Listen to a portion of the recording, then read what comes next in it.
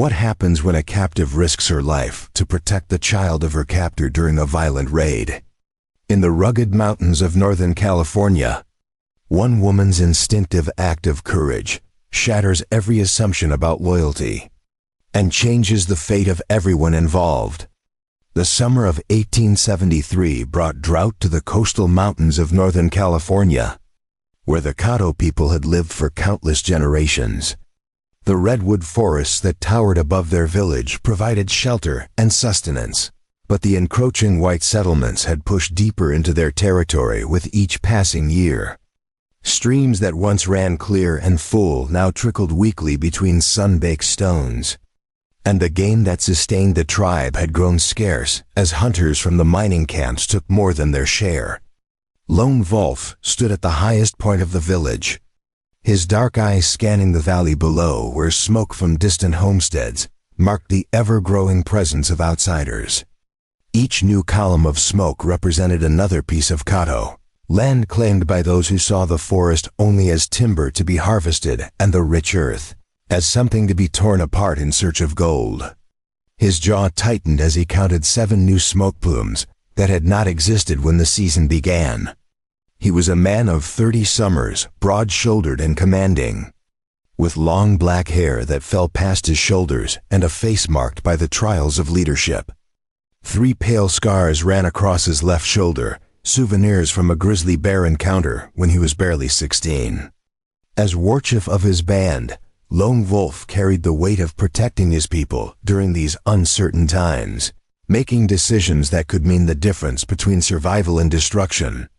But his greatest burden was not the threat of soldiers or settlers, or the diminishing resources that kept him awake at night. It was the small figure that sat beside him now, her unseeing eyes turned toward the warmth of the afternoon sun. Little Fawn was 8 years old, and for the past 6 months, she had lived in darkness. The fever that swept through the village during the winter had taken 3 elders and left his daughter blind. Lone Wolf remembered those terrible days with clarity that still made his chest ache. He had held Little Fawn as her small body burned with heat, had listened to her delirious cries, and had felt utterly powerless as the sickness ran its course. When she finally woke, weak but alive, he had wept with relief until she reached for his face, and he realized her eyes no longer tracked movement or light. The Cahto medicine woman had tried every remedy known to their people. She had made poultices from sacred herbs, performed healing ceremonies that lasted 3 days and nights, and called upon the spirits to restore the child's sight. But the darkness remained, absolute and unchanging. Lone Wolf watched his daughter's face as she tilted her head, listening to the sounds of the forest with an intensity that broke his heart. "Father, the jays are quarreling near the oak tree," she said softly, her small hand reaching out to find his arm with the practiced precision of someone who had learned to navigate a world without sight. Lone Wolf covered her hand with his own, marveling at how her other senses had sharpened since losing her vision. Her hearing had become so acute that she could identify individuals by the sound of their footsteps, could tell the difference between a dozen different bird calls, and could sense changes in weather before anyone else in the village. "Your ears hear what others miss, Little Fawn. This is a gift," he said, though the words tasted bitter in his mouth.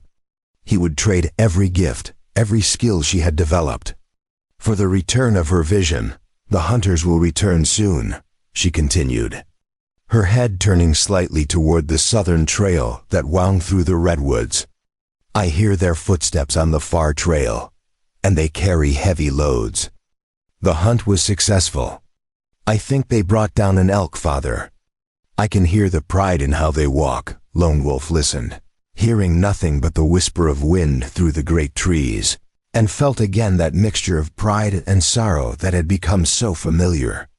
His daughter possessed gifts that others did not, but he would give anything to have her simply be an ordinary child who could run and play without fear of stumbling, who could see the beauty of sunset painting the sky, who could meet his eyes when he spoke to her. Before he could respond, shouts erupted from the village below. He stood quickly, his hand moving instinctively to the knife at his belt. 2 young warriors were running up the path, and between them stumbled a woman in a torn gray dress, her auburn hair falling loose from what had once been a careful braid.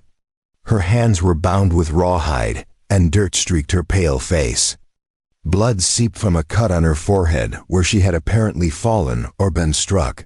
"Warchief," called the warrior named Swift Otter as they approached, breathing hard from the steep climb. "We found this white woman near the southern creek, the one that feeds into the valley. She was gathering plants and carrying strange implements. She claims to be alone, but we suspect others may be nearby." Lone Wolf's eyes narrowed as he studied the captive. Swift Otter was young but cautious, not given to unnecessary alarm. If he suspected a trap, there was reason for concern. The Warchief moved Little Fawn gently behind him, positioning himself between his daughter and the potential threat. The white woman stumbled as Swift Otter pushed her forward, nearly falling to her knees. But she caught herself and stood straight despite her obvious exhaustion and fear. She was young, perhaps 25 summers, with green eyes that held terror but also a defiant spark Lone Wolf had not expected. Most white women collapsed in hysterical terror when captured by the Cahto, screaming and begging for mercy. This one stood as tall as her bound hands and battered condition would allow, her jaw set with determination, even as he could see her legs trembling. "What is your name?" Lone Wolf demanded in English, a language he had learned from traders and missionaries who occasionally passed through the territory. His accent was thick but his words clear. "Julia Mackenzie," she replied, her voice steady despite the tremor he could see in her hands, and the way her chest rose and fell with rapid, shallow breaths. "I'm a midwife and healer. I was gathering medicinal plants near the creek. I mean no harm to your people. I didn't know I had crossed into your territory. I'm truly sorry for the trespass." Swift Otter spat on the ground, his young face twisted with suspicion and anger. "She lies, Warchief. White women do not travel alone in these mountains. Everyone knows the dangers. She is a spy for the settlers, sent to locate our village so the miners can drive us out. Or perhaps she is bait to draw us into a trap. Even now, soldiers may be moving into position." The other warrior, a seasoned fighter named Gray Fox, nodded his agreement. "Swift Otter speaks wisdom. I have lived through 30 winters and never once seen a white woman venture this far into the mountains alone. It is unnatural. We should question her harshly to learn the truth of her mission." Lone Wolf considered this possibility carefully. The warriors were right to be suspicious. White settlers had used many tricks to locate Cahto camps in recent years.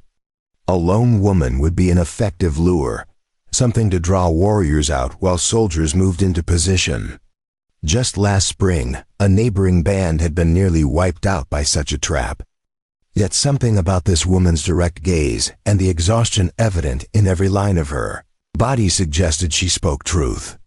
"Show me what you gathered," he commanded, gesturing to the leather satchel that Gray Fox held.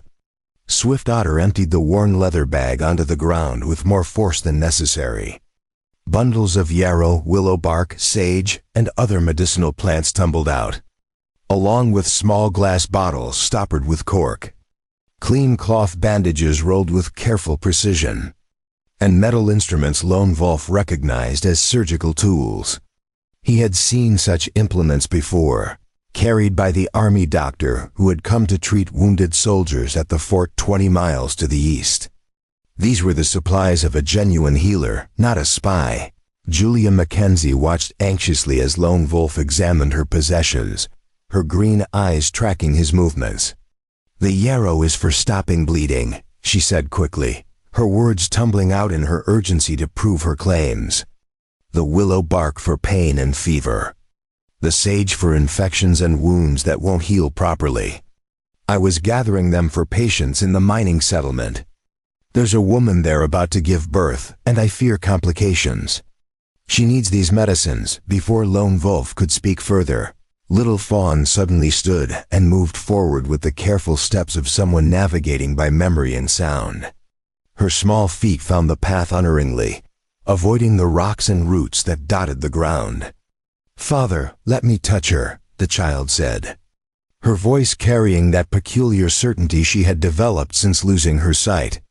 "Little Fawn, return to my side," Lone Wolf commanded, concern sharpening his tone.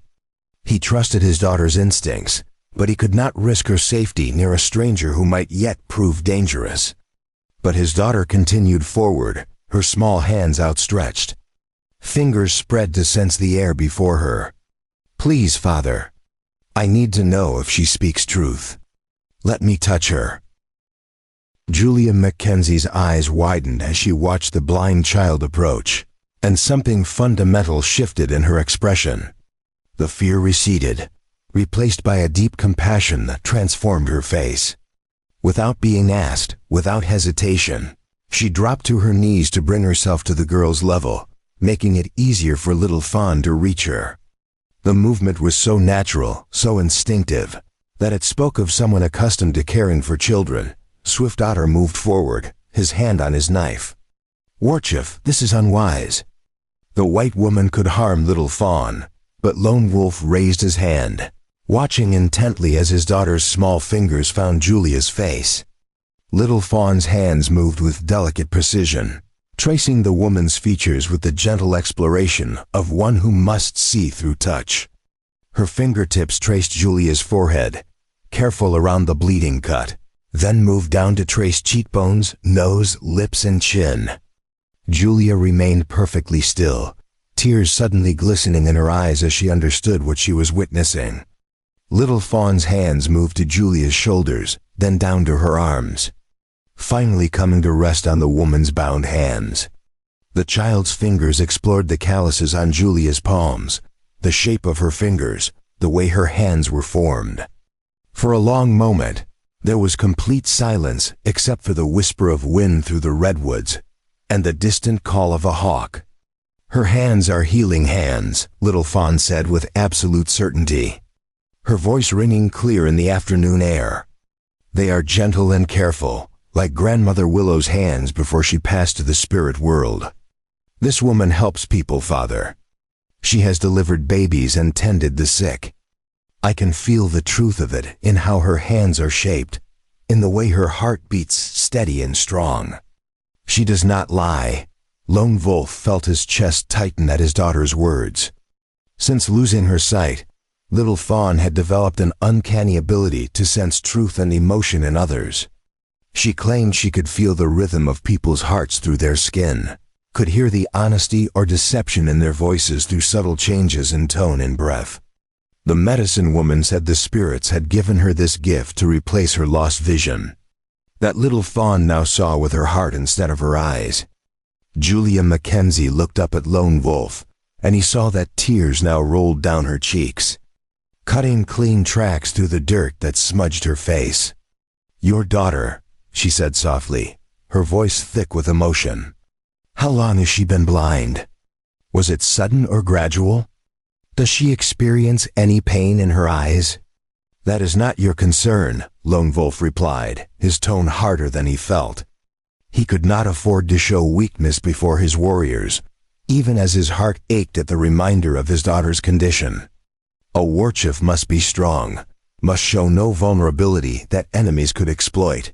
"6 moons, Little Fawn answered before her father could stop her, turning her face toward the sound of Julia's voice.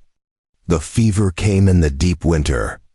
It burned through me like fire, and when it finally released me, my eyes no longer saw light or darkness or anything at all. My father says I am blessed to be alive, but I know he would trade anything to give me back my sight. I hear it in his voice when he thinks I sleep, when he prays to the spirits in the dark hours of night." Julia's expression transformed from fear and relief at her own situation to something else entirely. Professional interest mixed with deep compassion as she studied Little Fawn's face with the practiced eye of a trained healer. "May I examine her eyes?" she asked Lone Wolf, her voice urgent now. "Please. I've studied under doctors in San Francisco. brilliant physicians who taught me techniques from all over the world. I've seen cases where vision loss from fever isn't permanent. Sometimes the eyes themselves are undamaged, but swelling or scarring blocks the pathways that carry sight to the mind. With the right treatment, with specific medicines and careful attention, there's a genuine possibility of improvement. I cannot promise restoration of full sight, but even partial vision would change her life. Swift Otter laughed harshly, his young face twisted with contempt. White medicine is poison. Everyone knows this. The woman seeks to harm the Warchief's daughter to weaken our people. This is an old trick. She will blind the child further, or perhaps kill her, and then the settlers will claim it was an accident while they move to take more of our land. We should send her away or silence her permanently. Gray Fox nodded slowly, though his expression was more thoughtful than Swift Otter's anger. The young one speaks from emotion, but his concern has merit. White doctors have not helped our people. When the spotted sickness came 15 winters ago, their medicine made many worse. My own brother died after taking their treatments. But Lone Wolf saw the genuine concern in Julia Mackenzie's face. Noticed how her eyes kept returning to Little Fawn with a mixture of professional assessment and personal compassion. He heard the echo of his daughter's words about healing hands and remembered his wife's belief that help could come from unexpected sources. You will have opportunity to prove your claims, he said slowly. Each word weighted with the gravity of his decision. But know this, Julia Mackenzie. If you bring any harm to my daughter, if her condition worsens under your care, if I suspect for even a moment that you have deceived us, your death will be slow and painful. I will ensure you live long enough to regret every choice that brought you to this moment. Do you understand? Julia nodded, meeting his gaze directly despite the fear that must be coursing through her. I understand completely. All I ask is the chance to help her. I swear on my own life, on everything I hold sacred, that I will do everything in my power to help your daughter. Children should not suffer when there is knowledge and skill that might ease their pain.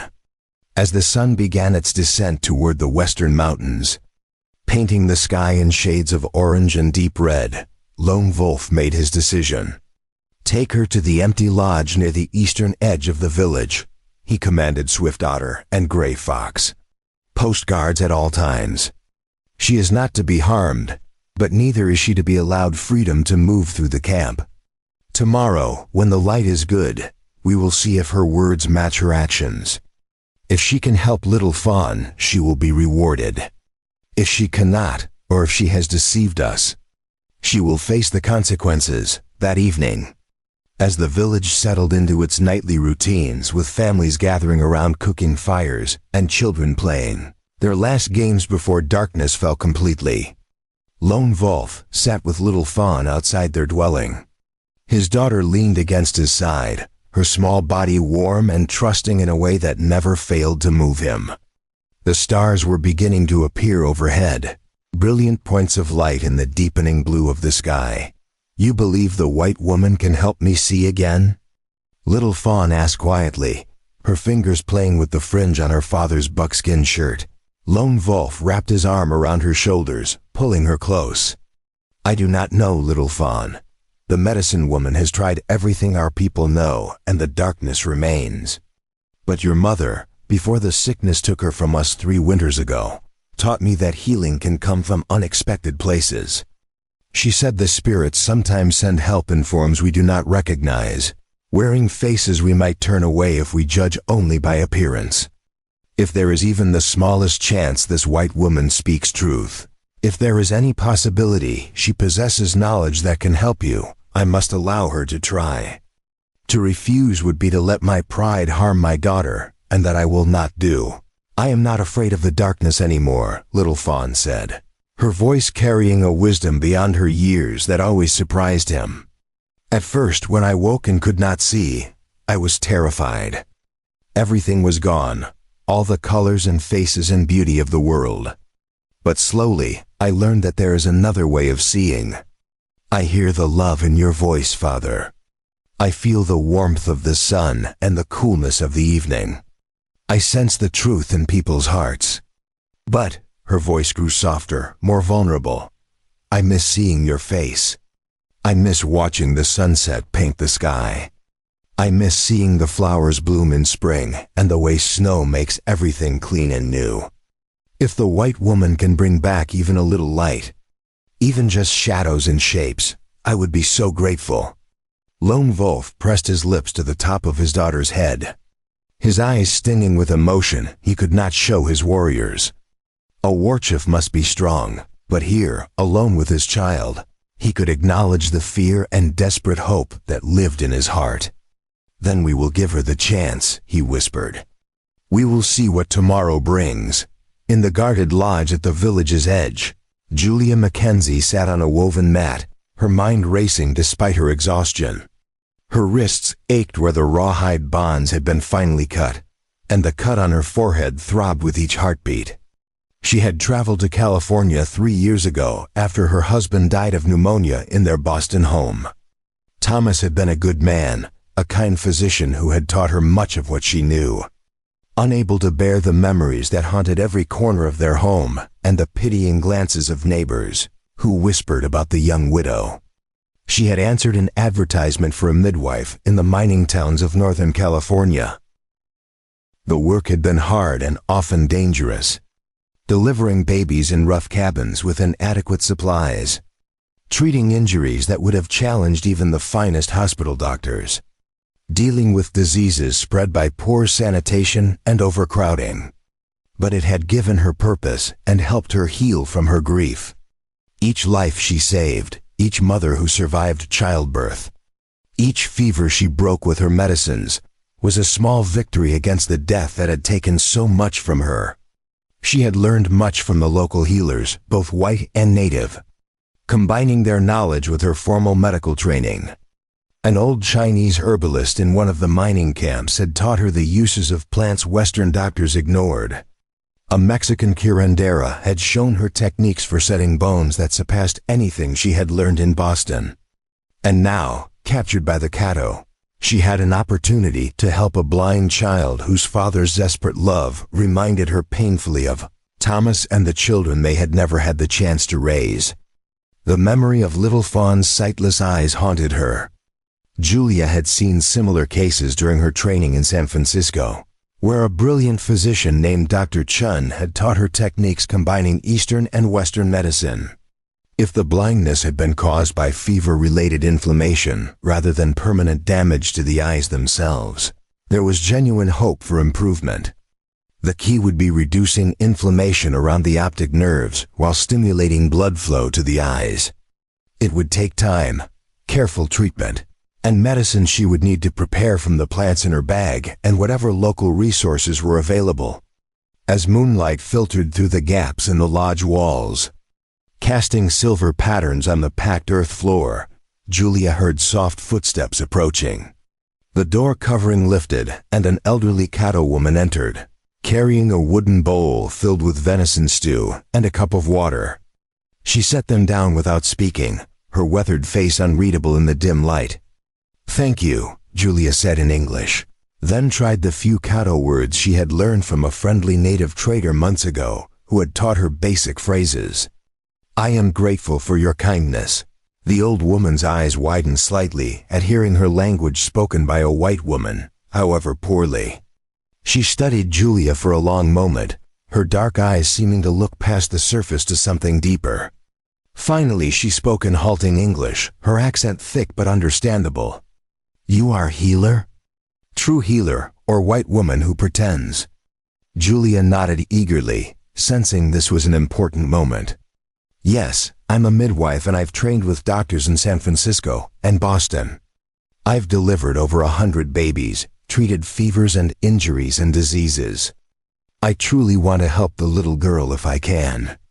I've seen cases like hers before. There is hope," the medicine woman. The morning sun filtered through the redwood canopy, casting dappled shadows across the Cahto village as it stirred to life. Julia Mackenzie had barely slept, her mind occupied with plans for treating little Fawn's blindness and the precarious position she found herself in. Every sound outside her guarded lodge made her pulse quicken. Wondering if this would be the moment Lone Wolf changed his mind about allowing her to help his daughter. She was examining the contents of her medical bag for the third time, mentally cataloging what she had and what she would need, when the door covering was pushed aside. Lone Wolf stood in the entrance, his imposing figure blocking most of the morning light. Behind him, Little Fawn held his hand, her free hand trailing along the doorframe to orient herself. "You will examine my daughter now," Lone Wolf said, his tone making it clear this was not a request. "The medicine woman will watch everything you do. If she senses deception or danger, this ends immediately." Julia stood quickly, brushing dirt from her torn dress. "I understand. May I have more light? I need to see her eyes clearly." Lone Wolf led them to a clearing near the center of the village where morning sunlight fell unobstructed.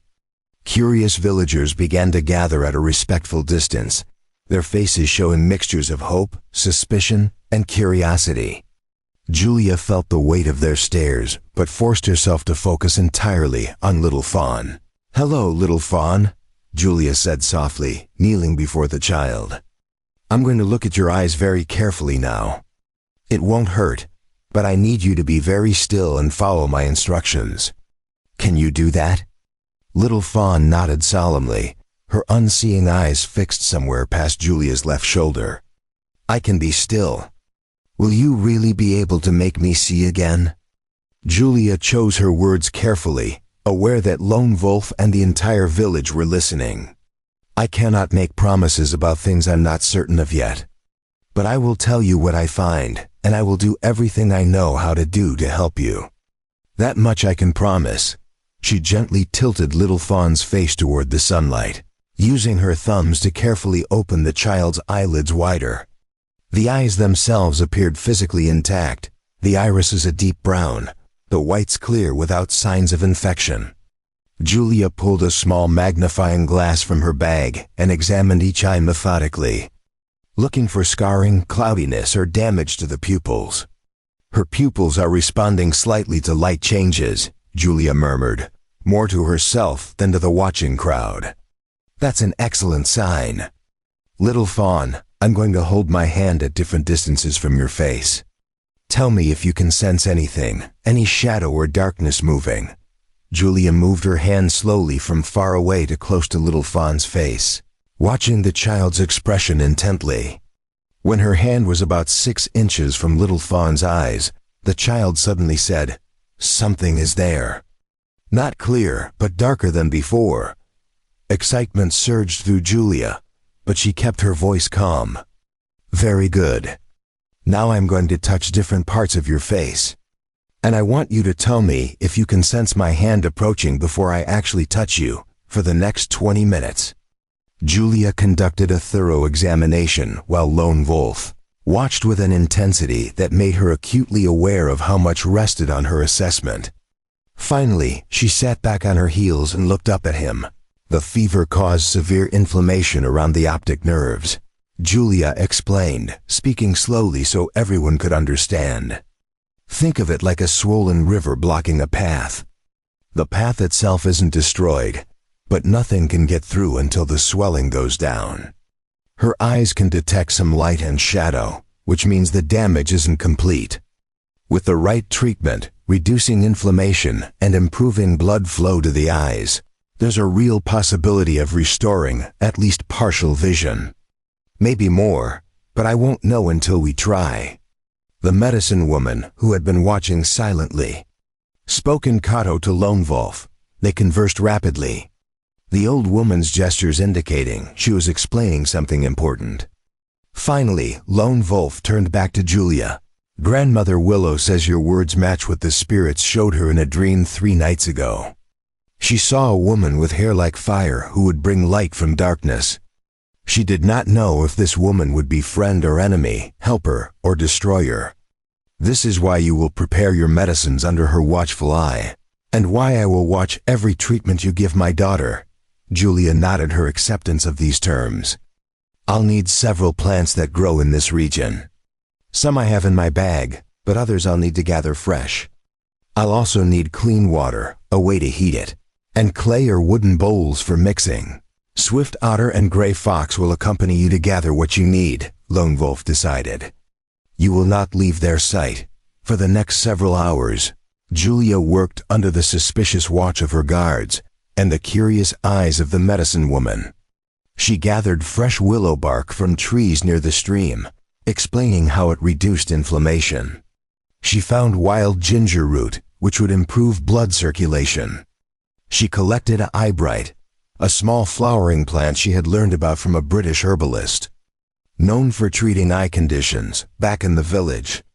She carefully prepared her medicines, grinding, mixing, and brewing under Grandmother Willow's watchful gaze. The old woman occasionally nodded approval or suggested a local plant that might enhance the mixture. Despite the language barrier and the circumstances, Julia felt a growing respect for the medicine woman's knowledge. This must be applied to her eyes 3 times daily, Julia explained to Lone Wolf as she prepared the first treatment. A greenish paste made from her carefully blended herbs. It will feel cool and may tingle slightly, but it should not cause pain. Before we jump back in, tell us where you're tuning in from, and if this story touches you, make sure you're subscribed, because tomorrow I've saved something extra special for you. If she experiences sharp pain, burning, or increased discomfort, you must tell me immediately and we'll stop. Little Fawn sat patiently as Julia applied the medicine. Her small face turned trustingly toward the sounds of Julia's voice. It feels strange, the child said. Like mint leaves, but on my eyes instead of in tea. Julia smiled despite her nervousness. That's the eyebright herb. It's helping reduce the swelling that's blocking your sight. Now I'm going to wrap a soft cloth around your eyes to keep the medicine in place. You'll need to keep it on until this evening. Then we'll remove it and see if there's any change. As Julia worked, she was acutely aware of Lone Wolf's presence just behind her, close enough that she could hear his breathing, feel the tension radiating from him. This child was everything to him, and Julia held his hopes in her inexperienced hands. The weight of that responsibility pressed down on her shoulders. There, she said finally, securing the bandage. Now you must rest, little fawn. Healing happens best when the body is calm and still. Lone Wolf helped his daughter stand, his large hand gentle on her shoulder. You will stay in the lodge next to ours, he told Julia. Grandmother Willow will watch you. Tomorrow morning, we see if your white medicine brings results or empty promises. That afternoon, while little Fawn rested and the village went about its daily work, Julia sat outside her assigned lodge, sorting through her remaining supplies. She was crushing dried herbs with a smooth river stone when shouts suddenly erupted from the village perimeter. Warriors ran past her lodge, grabbing weapons as they moved. Julia stood, her heart racing, trying to understand what was happening.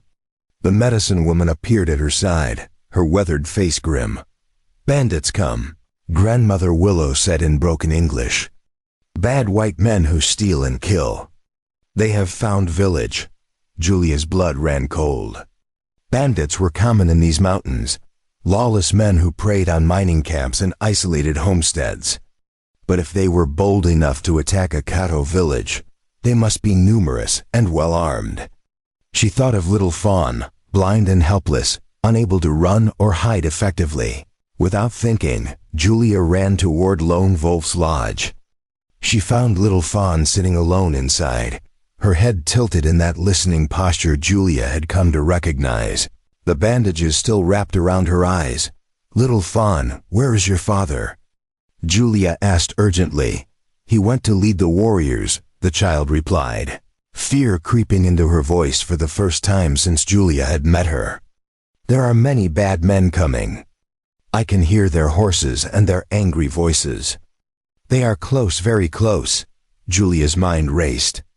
The lodge was too exposed, too obvious a target if the bandits broke through the warriors' defense. She needed to get little Fawn somewhere safer. Can you walk quickly if I guide you? She asked, before little Fawn could answer. The sound of gunfire cracked through the air, followed by war cries and the screams of frightened villagers. The attack had begun. Julia grabbed little Fawn's hand and pulled her toward the back of the lodge, where the forest pressed close. "We need to hide you somewhere the bad men won't find you," she said, trying to keep her voice calm despite her racing heart.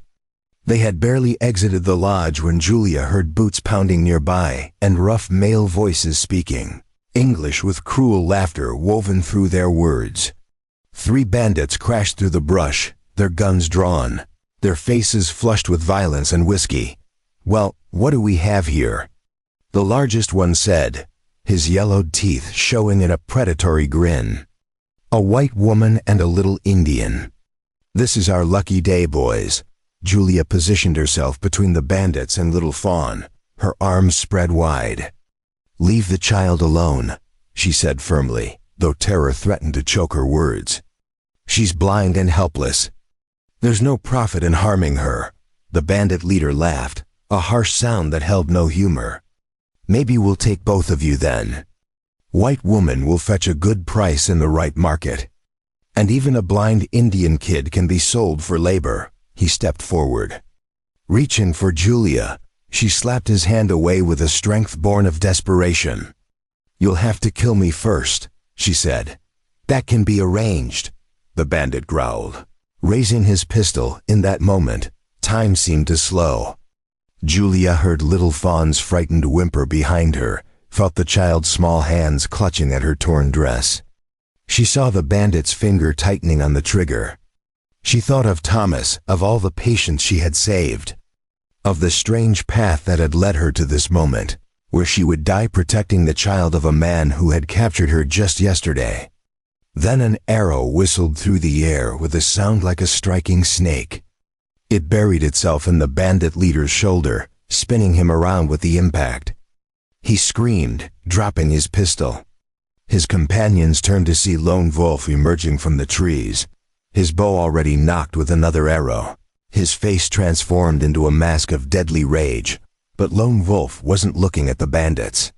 His eyes were locked on Julia, on the way she stood with her arms spread protectively over his daughter, on her torn dress and bleeding hands where she had grabbed thorny branches trying to shield little Fawn. For a frozen moment, their eyes met across the small clearing. Then Lone Wolf's bow clattered to the ground. The other bandits raised their guns, but before they could fire, Swift Otter and Gray Fox burst from the opposite side of the clearing with 3 more warriors. The brief, brutal fight that followed ended with 2 bandits dead and the wounded leader fleeing into the forest. Swift Otter started to pursue, but Lone Wolf stopped him with a raised hand. "Let him go," the Warchief said, his voice strange and tight. "Let him tell others what happens to those who threaten Cahto children." Then Lone Wolf was moving toward Julia and little Fawn. He dropped to his knees before them, his hands hovering uncertainly as if he wanted to touch his daughter, but feared she might be hurt. "Little Fawn, are you harmed?" he asked, his voice breaking on the words. "No, father," little Fawn said, reaching for him. "The plant woman protected me. She stood between me and the bad men, even though they had guns. She was not afraid." Lone Wolf finally lifted his daughter, holding her close as his eyes closed in relief. Over little Fawn's head, he looked at Julia, and she saw emotions warring in his expression. Gratitude, confusion, and something else she could not quite name. "You could have run," he said finally. "You could have called out to those men in your language. They would have taken you away from here, back to your people. You would have been free." Julia shook her head, suddenly aware that she was trembling violently now that the danger had passed. "She's a child," she said simply. "How could I leave a blind child to face armed men alone? What kind of healer would that make me? What kind of person?" Lone Wolf stared at her for a long moment, then slowly stood, little Fawn still in his arms. "Swift Otter," he called, his voice carrying a new tone of command. "Cut the bonds the white woman wears. She is no longer a captive. From this moment, Julia Mackenzie is under the protection of the Cahto people. Anyone who harms her answers to me. Swift Otter's eyes widened in surprise, but he moved to obey immediately. Using his knife to cut away the rawhide strips that still marked Julia's wrists as a prisoner. The warriors and villagers who had gathered during the commotion murmured among themselves in Cahto, their expressions ranging from approval to confusion. Grandmother Willow stepped forward, placing her weathered hand on Julia's shoulder. "You have proven your heart," the medicine woman said in her halting English. Lone Wolf's wife would have done the same. "Protected child of enemy, because child is innocent. You are true healer." Julia felt tears burning in her eyes, the relief and residual fear finally overwhelming her careful control. She had come so close to death, had seen the bullet that would have killed her, and somehow she still lived. More than that, she had gained something she had not expected: respect. "The bandits may return with more men," Gray Fox warned Lone Wolf. "They know our location now. We should prepare stronger defenses or consider moving the village." Lone Wolf nodded grimly. "Post extra sentries. Send runners to scout the approaches. We will not be caught unprepared again." He turned back to Julia. "Can Little Fawn's treatment continue despite this disruption?" Julia took a shaky breath, forcing herself back into the role of healer, using the familiar structure of medical care to steady her rattled nerves. "Yes, in fact, the bandages should come off soon for her first evaluation. We need to see if the medicine is having any effect." They returned to Lone Wolf's lodge, where Julia carefully unwrapped the cloth from Little Fawn's eyes. The child sat very still as the last layer came away, revealing eyes that looked less inflamed than before. Julia cleaned away the dried medicine with a damp cloth, then positioned Little Fawn facing the lodge entrance where afternoon sunlight streamed in. "Keep your eyes closed for a moment," Julia instructed gently. "Now very slowly, try to open them. Tell me what you see, if anything." Little Fawn's eyelids fluttered, then gradually lifted. For a long moment, she said nothing, her expression confused. Then her face transformed with wonder. "Light," she whispered. "Father, I see light. Not darkness like before, but golden light and shadows. I see a shadow where you stand." Lone Wolf's hand found Julia's shoulder, gripping it with surprising gentleness. When she looked up at him, she saw that the fierce Warchief had tears streaming down his face, though his expression remained stoic. No words passed between them, but Julia felt the depth of his gratitude in that simple touch. "This is just the beginning," Julia said softly, speaking to both father and daughter. "The inflammation is starting to reduce. With continued treatment, more vision should return. But it will take time and patience." Little Fawn turned her face toward Julia's voice, and though her gaze was still unfocused, there was new hope shining in her features. "You saved my life from the bad men, and now you give me back my eyes. How can we ever repay such gifts?" Julia thought about how she had arrived at this village as a captive, terrified and uncertain of her fate. She thought about the moment she had stood between Little Fawn and death, acting on instinct rather than calculation. She thought about Lone Wolf dropping his bow in that moment of recognition, of seeing her not as an enemy or a tool, but as someone who had chosen his daughter's life over her own freedom. "You don't need to repay anything," Julia said, reaching out to gently squeeze Little Fawn's small hand. "Healing is what I do. It's who I am. The chance to help you is gift enough."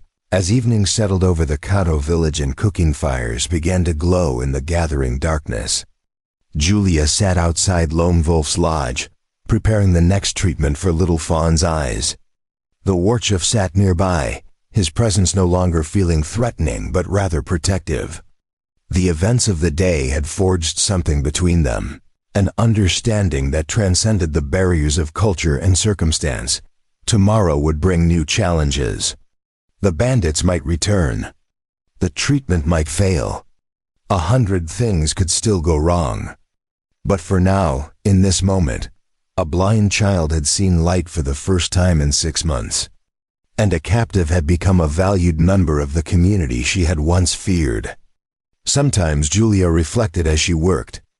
The most important bridges between worlds are built not through grand gestures or political negotiations, but through simple acts of courage and compassion in moments when everything hangs in the balance.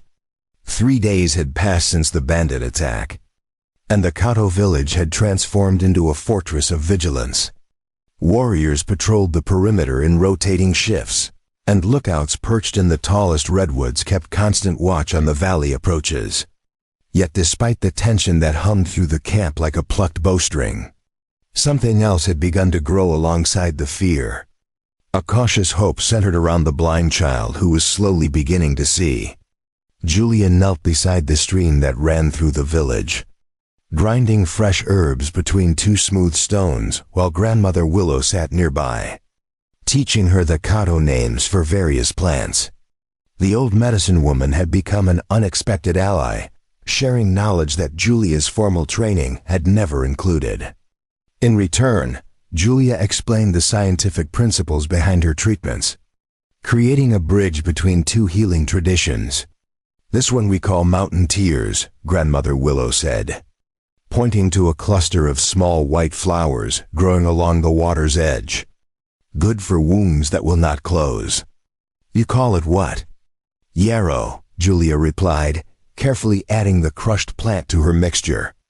"We use it to stop bleeding and prevent infection. Your people have used it far longer than mine have lived on this continent." The medicine woman nodded with satisfaction. "You listen and learn. Not like other white people who think their way is only way. This is why spirits brought you to us. Little Fawn needs more than medicine for eyes. She needs someone who sees with more than one kind of sight." Before Julia could respond, Little Fawn's voice called out from the path above them. "Julia? Grandmother? Father says it is time for my treatment."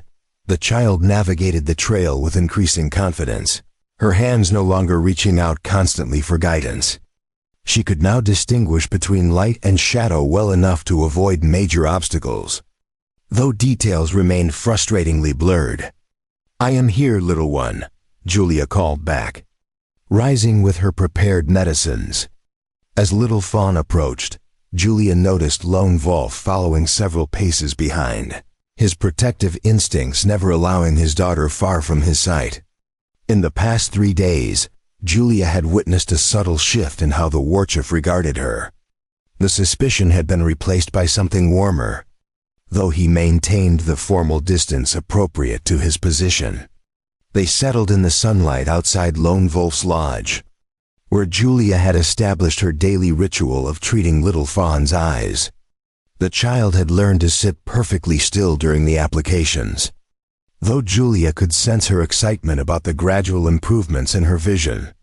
"Today I could see the difference between your dress and Grandmother's," Little Fawn announced proudly as Julia began her examination.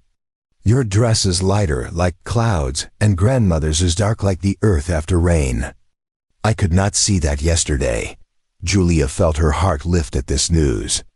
"That is excellent progress. The inflammation continues to decrease, which means more light is reaching the parts of your eyes that create sight." She carefully applied fresh medicine, her movements now practiced and confident. "Tell me, can you see my face at all? Any features or just a general shape?" Little Fawn concentrated, her improving eyes fixed somewhere near Julia's chin. "I see the shape of your head and something dark where your mouth is when you speak. But I cannot see your eyes yet, or the color you told me about." "The red hair like sunset. Patience," Julia counseled, though she understood the child's eagerness. "Vision returns gradually, like dawn spreading across the sky.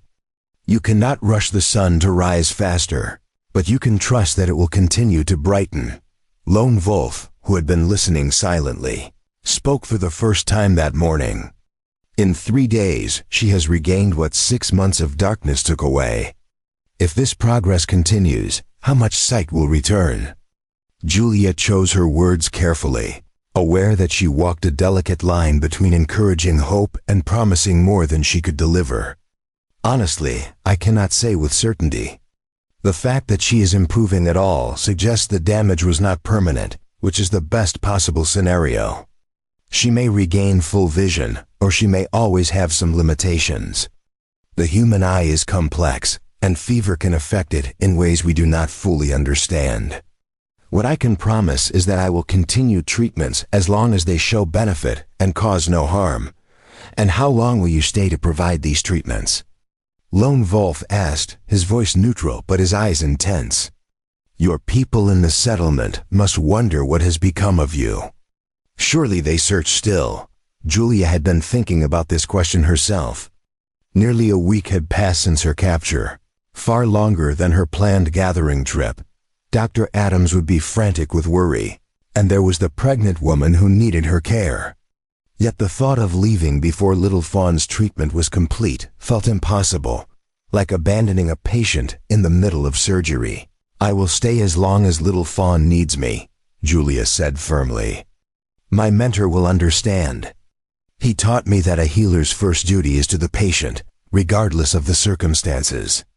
When her vision is stable and you can continue the treatments without me, then I will return. But not before. Something shifted in Lone Wolf's expression, a warmth that briefly broke through his stoic mask. You speak of duty, but I think there is more than duty keeping you here. You care for my daughter as if she were your own. Julia felt heat rise to her cheeks, surprised by his perceptiveness. She reminds me of what I have lost, she admitted quietly. My husband and I wanted children, but he died before we could start a family. Perhaps that is why I feel so strongly about helping her. She deserves every chance at a full life, just as any child does. Before Lone Wolf could respond, Swift Otter came running up the path, his young face flushed with urgency. He spoke rapidly in Cahto, gesturing toward the eastern approach to the village. Lone Wolf's expression hardened immediately. What is it? Julia asked, tension knotting in her stomach. Riders approaching, Lone Wolf translated, already moving toward his weapons. 3 men on horses, carrying a white flag. Gray Fox thinks they are from your settlement, coming to negotiate for your return. Julia's heart leaped with conflicting emotions.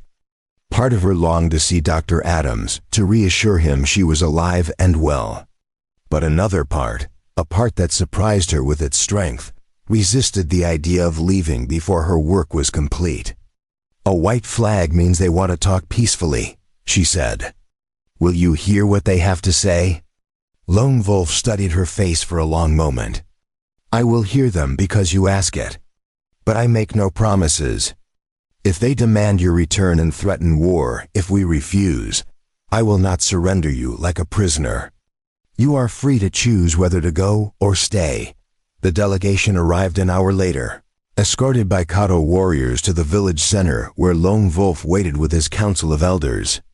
Julia stood beside him, having insisted on being present for any discussions about her fate. Little Fawn clung to her hand, the child's newly regained shadow vision allowing her to sense the tension in the gathering crowd. Julia's breath caught as she recognized the lead rider. Dr. William Adams sat tall in his saddle despite his 60 years. His white beard neatly trimmed and his medical bag slung across his shoulder as always. Beside him rode Thomas Crawford, the settlement's blacksmith, and a man known for his level head and fair dealing. The third man was younger, a rancher named Pete Sullivan, who had a reputation for treating all people equally. Red or white, Julia? Dr. Adams called out, relief flooding his weathered face as he spotted her. Thank God you are alive. We feared the worst when you did not return. I am well, Dr. Adams, Julia replied, stepping forward. I am here of my own choice now, treating a patient who needs my skills. The doctor's bushy eyebrows rose in surprise, but before he could respond, Thomas Crawford spoke. Miss Mackenzie, we have been searching for you for 6 days. The whole settlement has been worried sick. Lieutenant Wilson wanted to bring soldiers and search every native camp in the territory. But we convinced him to let us try peaceful negotiations first. Lone Wolf's jaw tightened at the mention of soldiers, but he remained silent, listening intently as Julia translated the conversation for him in her improving Cahto.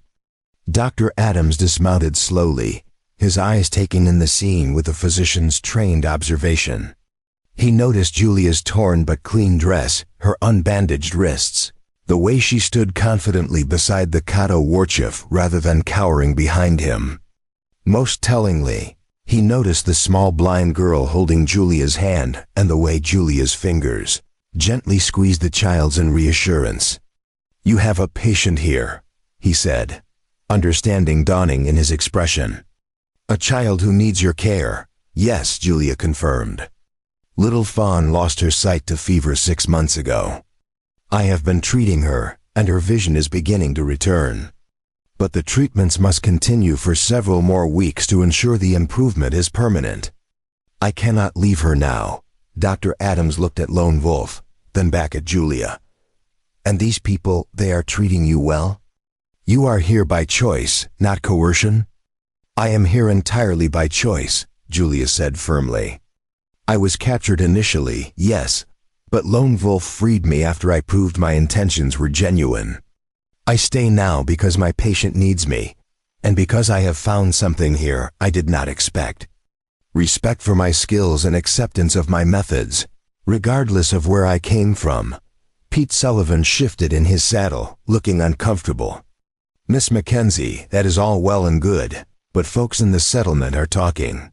They say the Cahto kidnapped you, maybe killed you. Lieutenant Wilson is using your disappearance to push for military action against native camps. If you do not return soon and show yourself alive and well, he will have the excuse he needs to bring soldiers into these mountains."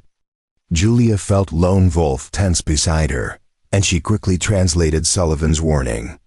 The Warchief's face became an unreadable mask, but she could sense the calculations running behind his dark eyes. He was weighing his daughter's need against the safety of his entire people.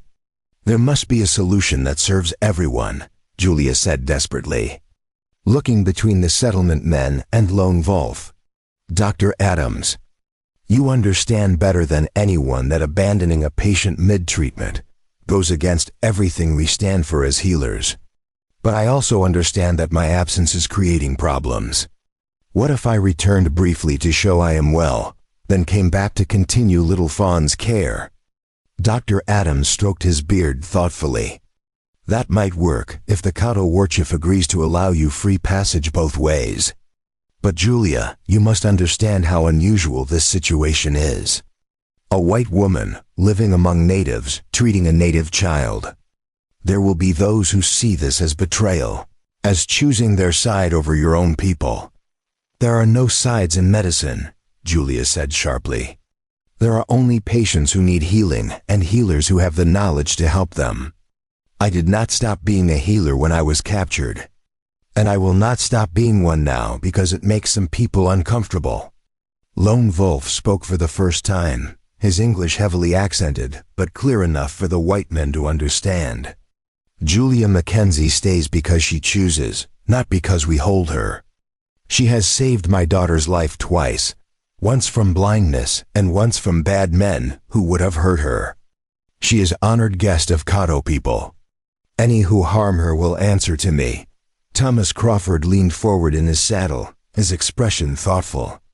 "Mr. Lone Wolf, I have known Julia Mackenzie for 2 years. She delivered my grandson and saved my wife when the fever went through our settlement last winter. If she says your daughter needs her care, then I believe her. What can we do to help resolve this situation peacefully?" Gray Fox, who had been standing silently behind Lone Wolf, stepped forward and spoke in rapid Cahto. Lone Wolf listened, then nodded slowly before turning to the white delegation. Gray Fox suggests a trait of knowledge. Lone Wolf translated his warrior's idea. "Julia Mackenzie returns to your settlement for 2 days to show she lives and is well. She brings supplies she needs for Little Fawn's treatment.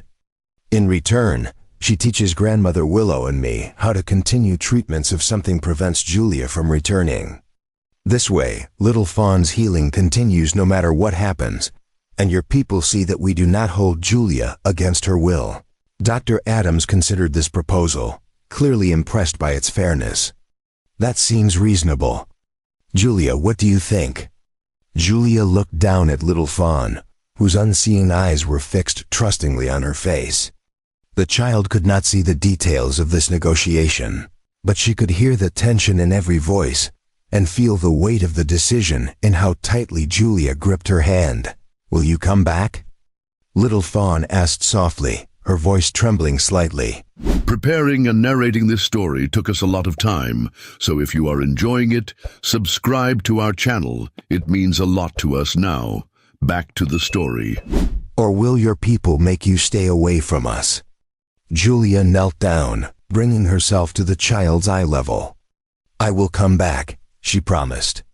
"I give you my word, little Fawn. I will bring more medicines, and I will continue your treatments until your sight is fully restored. No one can make me break a promise to a patient." Lone Wolf placed his hand on his daughter's shoulder. "The white healer speaks truth.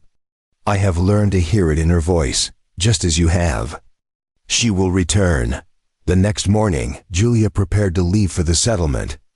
Her medical bag repacked with specimens of the plants she had been using and detailed notes on little Fawn's treatment progress. Grandmother Willow had spent the previous evening learning the exact proportions of each medicine and the proper application techniques. Her old hands surprisingly steady as she practiced under Julia's guidance. "You take this," the medicine woman said, pressing a small leather pouch into Julia's hands. "Cahto protection charm. Keep you safe on journey and remind you that you have family here now, waiting for your return." Julia's eyes stung with unexpected tears as she accepted the gift. "Thank you, grandmother. I will treasure it." Little Fawn stood beside her father, her posture brave despite the anxiety Julia could read in every line of her small body. "2 days, the child said firmly. "You said you would be gone only 2 days." "2 days, Julia confirmed, kneeling to embrace the child. "And when I return, we will continue your treatments and work on helping you see more details. Perhaps by the time leaves turn red in autumn, you will be able to see them clearly." Lone Wolf stepped forward as Julia stood. For a moment, they simply looked at each other, an entire conversation happening in the silence between them. Then the Warchief reached up and removed the leather cord from around his neck. Strung on it was a bear claw, polished smooth by years of wear. "My father gave this to me when I became a warrior," he said quietly. "It represents courage and protection. You have shown both in abundance.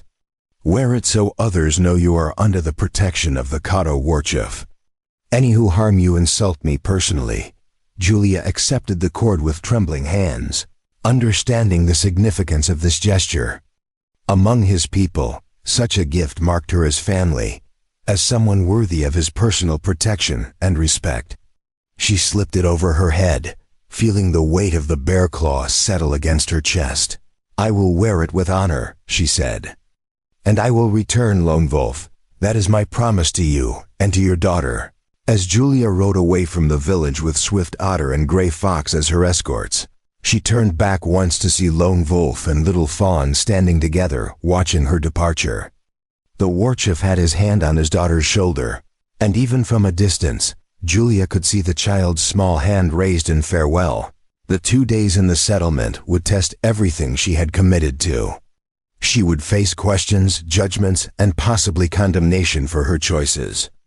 Lieutenant Wilson would undoubtedly try to extract information about the Cahto village location and defenses.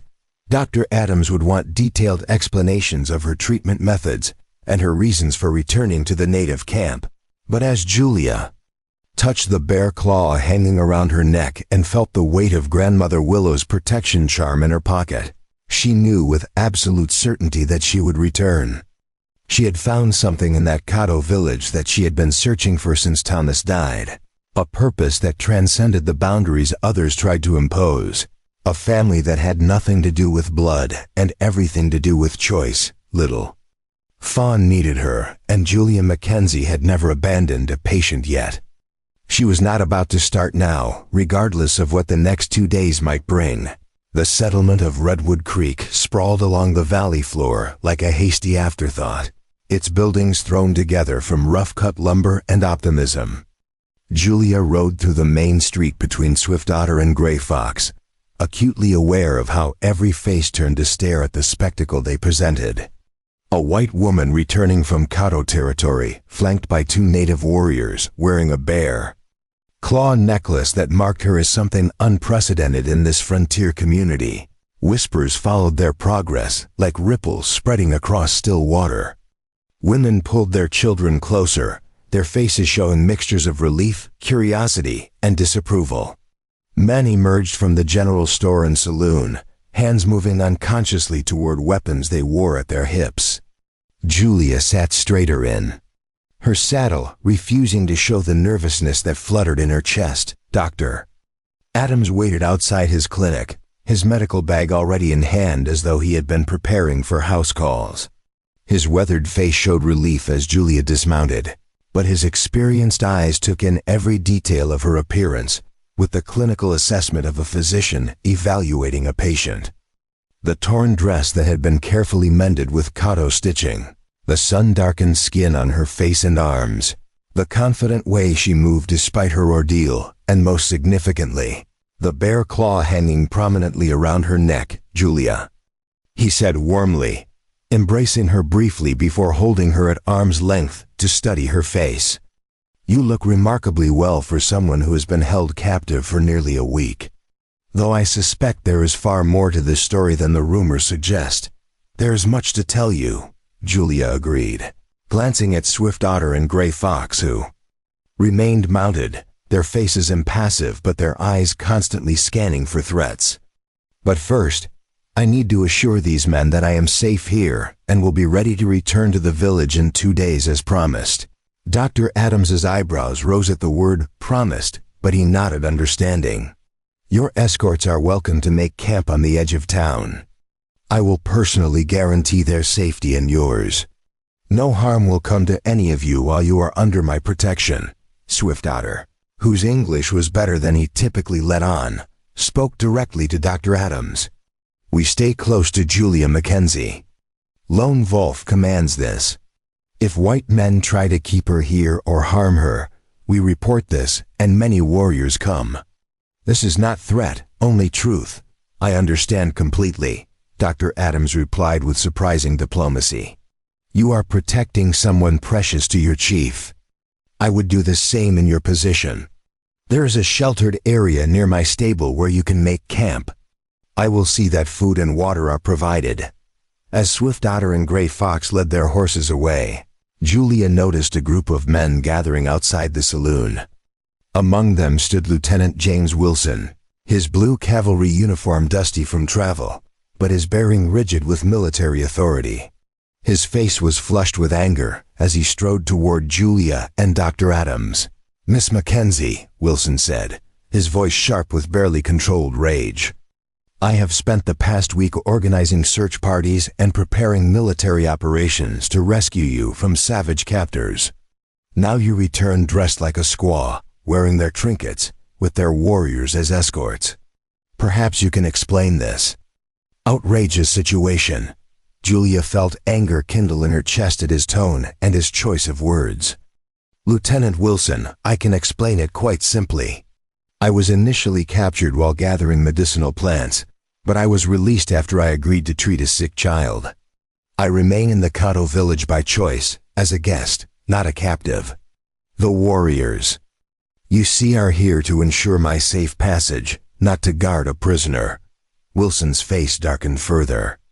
"You expect me to believe you choose to live among savages? That you prefer their company to civilized people? This is either delusion brought on by your ordeal, or something far worse, collaboration with enemies of the United States." "Enemies?" Julia's voice rose despite her attempt to remain calm. "They are people, Lieutenant Wilson. Families trying to survive while their lands are taken and their way of life destroyed. The child I am treating is 8 years old and was blind until I began helping her. She is not my enemy. She is my patient. And I will not abandon her because you find my choices uncomfortable, Dr. Adams placed a restraining hand on Julia's arm. "Lieutenant, Perhaps we could discuss this more privately.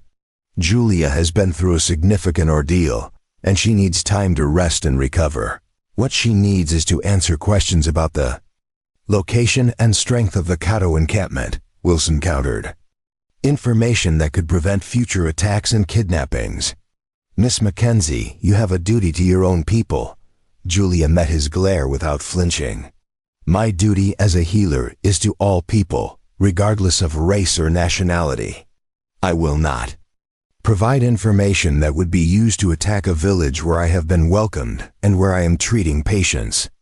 To do so would violate every oath I have taken. Thomas Crawford had approached during the confrontation, his blacksmith's bulk and calm demeanor seeming to ease the tension slightly. Lieutenant, Julia has made her position clear. She is here of her own free will and will return to continue her medical work. Perhaps we should respect that choice rather than force a confrontation that serves no one. Wilson turned his sharp gaze on Crawford. You would support this betrayal? This woman has clearly been influenced by her captors, possibly through threats or manipulation we cannot see. She needs to be detained for her own protection until we can properly assess her mental state. If you try to detain me, Julia said quietly but with steel in her voice, those two warriors will report to Lone Wolf that I was held against my will. That would be seen as an act of war, Lieutenant. Is that what you want? To start a conflict over a healer who is voluntarily helping a sick child? The standoff might have escalated further, but Pete Sullivan stepped forward from the gathering crowd. Seems to me Miss Mackenzie has the right to make her own choices. She is not a soldier under your command, Lieutenant. She is a free citizen who happens to be doing her job as a healer. I do not see the crime in that. Other voices from the crowd murmured agreement, and Julia realized with surprise that she had more support than she had anticipated. These were people who had benefited from her skills over the past 2 years, mothers whose children she had delivered, men whose injuries she had treated, families she had helped through illness and grief. Wilson recognized he was losing the argument, and his face hardened with the expression of a man who would remember this humiliation. Very well, but understand this, Miss Mackenzie. If your actions lead to anyone in this settlement being harmed, if your cooperation with the Cahto results in attacks or raids, I will hold you personally responsible, and I will ensure you face the consequences. He turned on his heel and strode away, his posture radiating fury and wounded pride. Julia watched him go, knowing she had made a dangerous enemy, but unable to regret her choices.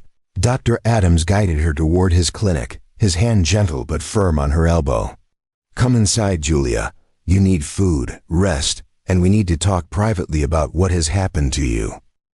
Inside the familiar surroundings of the clinic, with its shelves of medicines and the examining table where she had assisted with countless procedures, Julia felt the tension finally drain from her shoulders. Dr. Adams prepared tea, while she sat in the worn wooden chair by his desk. The same chair where they had shared so many conversations about medical cases and frontier life. Now then, he said, handing her a steaming cup. Tell me everything, and do not spare the details. I want to understand what has truly happened. Not the rumors and speculation that have been flying through town. Julia spent the next hour recounting her capture, her examination of Little Fawn, the bandit attack, and the gradual building of trust between her and the Cahto people. Dr. Adams listened without interruption, his expression shifting from concern to professional interest as she described Little Fawn's condition and her treatment approach. Fever-induced optic nerve inflammation, he mused when she finished. I have read about such cases but never treated one personally. Your approach sounds medically sound, combining anti-inflammatory herbs with circulation stimulation. And you say the child has already regained shadow vision? Yes, and it improves daily, Julia confirmed. But the treatment must continue for several more weeks to ensure the inflammation does not return and to maximize her visual recovery. That is why I must go back, Dr. Adams. I cannot abandon her mid-treatment. The old physician studied her face for a long moment. You care for this child deeply. I can hear it in your voice, see it in your eyes. She has become more than just a patient to you, Julia nodded, not trusting herself to speak as emotions threatened to overwhelm her careful control. Dr. Adams reached across his desk and took her hand. Then you must return and finish what you have started, he said simply. A healer who abandons patients for political convenience is no healer at all. I taught you that, and I am proud you have not forgotten it, even under such difficult circumstances. You understand then, Julia said, relief flooding through her. I was afraid you would try to convince me to stay, to give up on little Fawn because helping her is complicated and dangerous. Medicine is always complicated and often dangerous, Dr. Adams replied with a slight smile. That has never stopped you before. Why should it stop you now? Besides, his expression grew more serious. What you are doing goes beyond treating one child. You are building a bridge between two communities that have known only suspicion and violence. If you succeed, if you can show both sides that healing knows no boundaries, you may prevent far more suffering than one case of blindness. Over the next 2 days, Julia prepared methodically for her return to the Cahto village. She gathered additional medical supplies, carefully explaining each item's purpose to Dr. Adams so he could record it in his journals. She visited the pregnant woman she had been concerned about before her capture, finding her condition stable but still requiring careful monitoring. I will be away for several more weeks, Julia explained to the woman and her worried husband.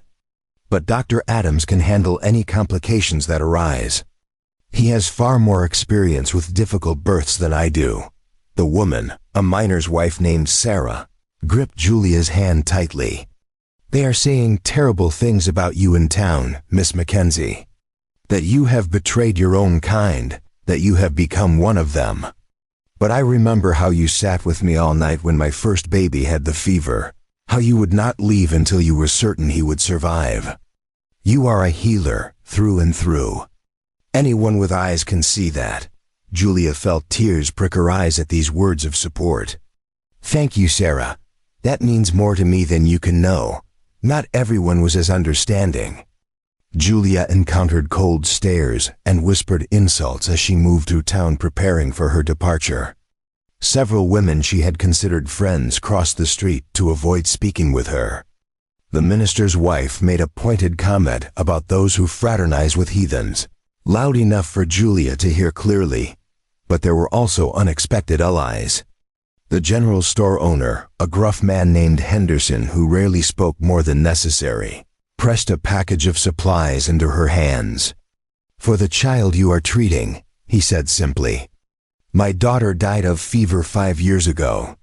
If you can save another father from that grief, then you do God's work regardless of what the gossips say.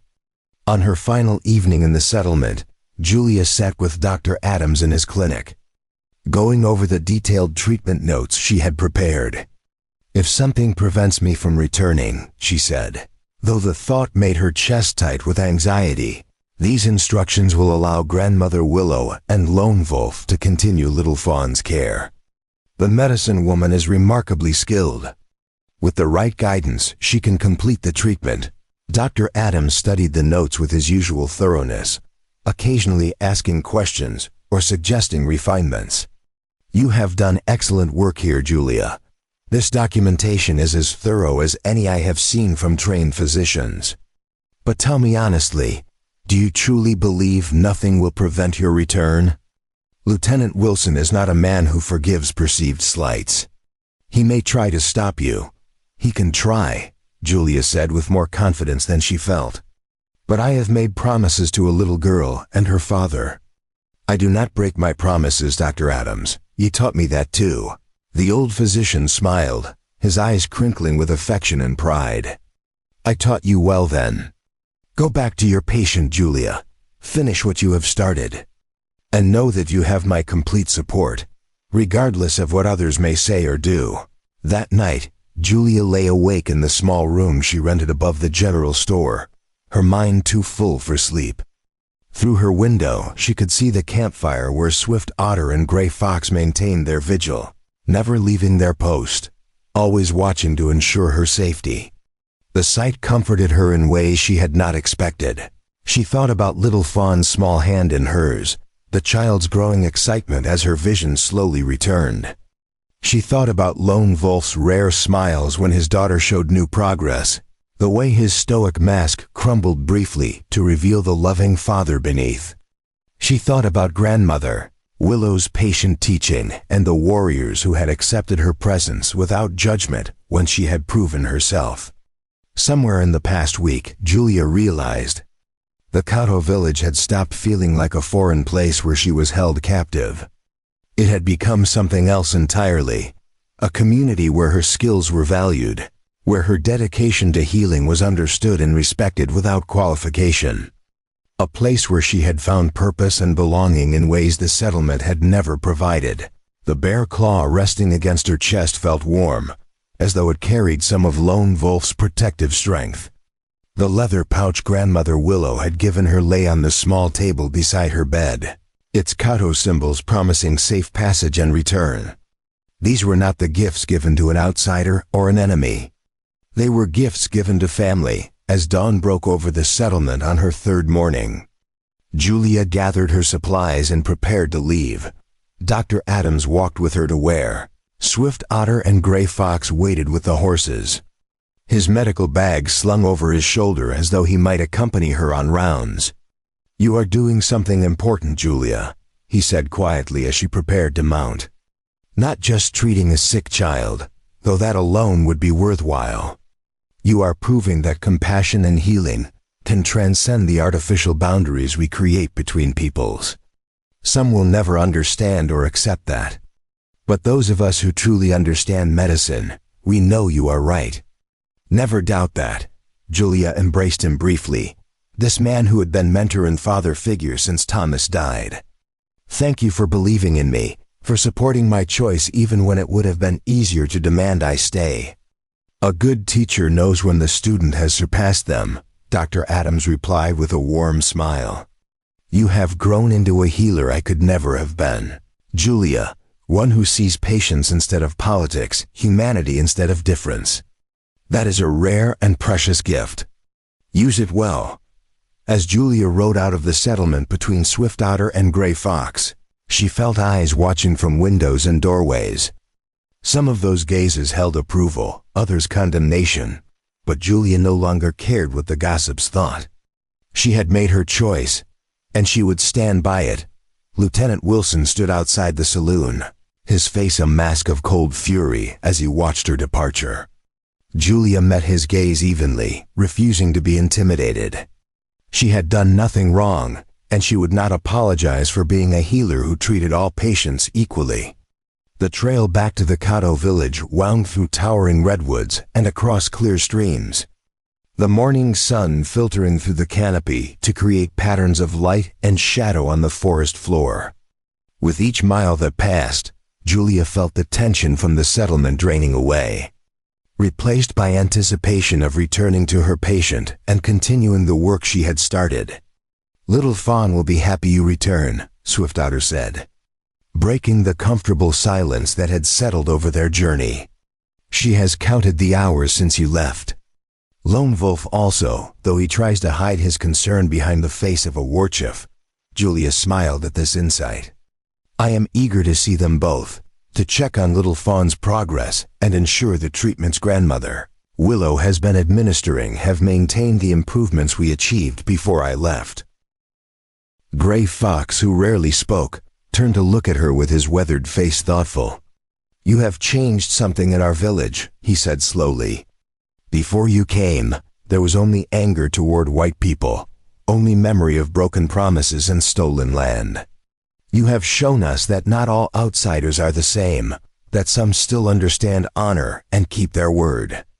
This is a valuable gift, perhaps more valuable than the healing you bring to Lone Wolf's daughter." "I only did what any healer should do," Julia protested, but Gray Fox shook his head. Many white healers would not have stayed when they had chance to leave. Many would not have protected a Cahto child at risk to themselves. You did both without hesitation. This is why Lone Wolf gave you the bear claw, why Grandmother Willow calls you daughter now. You have earned these honors through your actions, not your words. As they crested the final ridge before the valley where the Cahto village nestled among the ancient trees, Julia saw smoke rising from cooking fires and heard the distant sounds of daily life. Somewhere down there, a little girl waited for her return, and a father dared to hope his daughter might fully heal. Julia touched the bear claw at her throat and felt the weight of Grandmother Willow's protection charm in her pocket. She was going home, she realized with sudden clarity. Not to the settlement where she had lived for 2 years, but to this village where she had found her truest purpose. The realization should have frightened her. This fundamental shift in where she belonged. Instead, it filled her with a peace she had not felt since Thomas died. A sense that she was finally exactly where she was meant to be. The Cahto village erupted with activity the moment the lookout spotted Julia's return. Children ran alongside the horses as Swift Otter and Gray Fox escorted her through the camp, their excited voices calling out news of her arrival. Warriors paused in their work to nod acknowledgement, and women emerged from their lodges with expressions that held genuine warmth rather than the suspicion that had marked her first days among them. But Julia's eyes searched for only 2 figures. She found them standing together outside Lone Wolf's lodge, father and daughter positioned as though they had been waiting in that exact spot for hours. Little Fawn's face was turned toward the commotion, her improving vision allowing her to track movement and shapes even if details remained blurred. Lone Wolf stood with one hand resting protectively on his daughter's shoulder, his stoic expression not quite hiding the relief in his dark eyes. Julia dismounted before the horses had fully stopped, her eagerness overcoming the dignity she had tried to maintain during her ceremonial return. She hurried toward Little Fawn, dropping to her knees so they were at eye level. The child's arms wrapped around her neck immediately, holding tight with the desperate strength of someone who had feared they might never see a loved one again. "You came back," Little Fawn whispered against Julia's shoulder. "Father said you would, and Grandmother said the spirits promised it, but I was still afraid. The white people could have made you stay. They could have said you belonged with them, not with us." Julia pulled back slightly so she could study Little Fawn's face, her healer's eye automatically assessing the child's condition. "I made you a promise, little one. I never break my promises to patients. Besides," she smiled, touching the bear claw that still hung around her neck, "I am under the protection of a Cahto Warchief. That is not something I take lightly." Lone Wolf moved closer, and Julia rose to face him. For a moment they simply looked at each other, an entire conversation happening in the silence between them. Julia saw question and concern in his expression, worry that the 2 days in her settlement might have reminded her of obligations that outweighed her commitment to his daughter. "I brought additional medicines and supplies," Julia said, gesturing to the pack Swift Otter was unloading. "Dr. Adams, my mentor, sends his respect and asks that I report on Little Fawn's progress when next I visit. He believes what we are doing here is important, not just for your daughter but as an example of what healing can accomplish when it transcends boundaries." Something in Lone Wolf's expression softened, the tension leaving his shoulders. "Your teacher is wise. Come, Grandmother Willow has maintained Little Fawn's treatments as you instructed. But we are eager to hear if the progress continues, or if we have made errors in your absence." Inside the lodge, Julia conducted the most thorough examination she had yet performed. Grandmother Willow watched intently, ready to learn from any corrections or refinements Julia might suggest. But as Julia worked, checking Little Fawn's eyes under different lighting conditions and testing her ability to distinguish colors and shapes, she found herself increasingly impressed with the medicine woman's careful adherence to the treatment protocol. "The inflammation continues to decrease," Julia reported, unable to keep the excitement from her voice. Little Fawn, can you see my face more clearly now? Try to describe what you see. Little Fawn concentrated, her improving eyes focusing on Julia with determination that showed how desperately she wanted to see clearly again. I can see your eyes now, she said slowly. They are green like new leaves in spring. And your hair, it is the color Father said, like sunset fire. I can see your smile, and the way your face moves when you talk. It is still blurry at the edges like looking through water, but so much better than before. Julia felt tears threatening and blinked them back rapidly. Lone Wolf's hand came to rest on her shoulder, his grip conveying gratitude deeper than words could express. This is more than I dared hope for, he said quietly. My daughter sees again. She recognizes faces and colors. Even if her vision never improves beyond this point. You have given her back so much of what we thought was lost forever. Her vision will continue to improve, Julia assured him, finally allowing herself to fully believe it. The rate of progress suggests the inflammation is resolving completely rather than just partially. With continued treatment over the next few weeks, she should regain nearly full vision. There may always be slight blurriness in certain conditions, but she will be able to live a normal life. To run and play and eventually learn all the skills she would have learned if the fever had never happened. Grandmother Willow spoke in rapid Cahto, her weathered face creased with emotion. Lone Wolf translated, though Julia was beginning to understand more of the language herself. Grandmother says you have proven yourself a true healer, one whose skill comes not just from knowledge but from genuine care for your patients. She asks if you would be willing to share more of your healing methods with her. To learn together how to combine Cahto medicine and white medicine for the benefit of all people. I would be honored, Julia replied, meaning it with her whole heart. I have already learned so much from Grandmother Willow. To continue that exchange of knowledge would be a privilege. Over the following weeks, a remarkable transformation occurred in the Cahto village. Julia's presence became not just accepted, but celebrated as Little Fawn's vision continued its steady improvement. The child who had navigated the world through sound and touch began running again, playing with other children. Laughing as she chased butterflies, she could now see dancing through the meadow grass. But Julia's healing work expanded beyond her initial patient. Warriors began approaching her with injuries they had previously hidden, trusting her skills enough to seek treatment. Women brought children with persistent coughs or mysterious rashes. The elderly came with aches and pains they had learned to live with but hoped might be eased. Julia found herself working alongside Grandmother Willow almost constantly, each case becoming an opportunity to combine their different medical traditions. One afternoon, as Julia prepared medicines outside her lodge, now positioned near Grandmother Willow's dwelling at the center of the village, Lone Wolf approached with an unusual request. There is something I would show you, he said. A place sacred to my people. I think you have earned the right to see it. Julia followed him through trails that wound deeper into the forest, climbing steadily until they emerged on a high ridge overlooking the entire valley.